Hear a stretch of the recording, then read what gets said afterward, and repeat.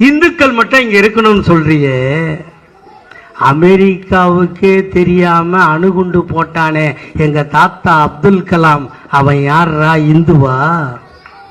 சொல்லு, அவன் யாரு? இந்துவா? இந்திய நாட்டுக்காக உலகெங்கும் போய் கிரிக்கெட் விளையாடி இங்கே கப்புகளை கொண்டு வந்து அடுக்கி காட்டினானே அசாருதீன், அவன் யாரு? இந்துவா? சொல்லுங்க நீங்க.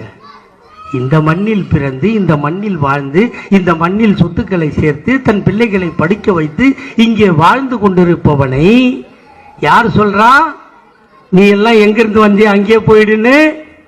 இப்ப நான் கேட்கிறேன், நம்மளுக்கு பர்த் சர்டிபிகேட் கேட்கறான், நரேந்திர மோடிக்கு பர்த் சர்டிபிகேட் இருக்கா?